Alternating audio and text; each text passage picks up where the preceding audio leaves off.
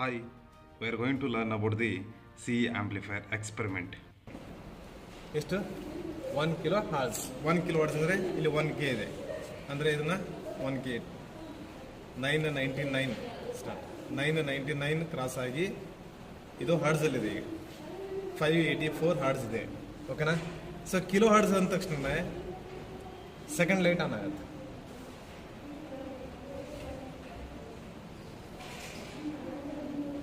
Right ಎಷ್ಟು ಬರ್ತಾ ಇದೆ ಔಟ್ಪುಟ್ 4.26.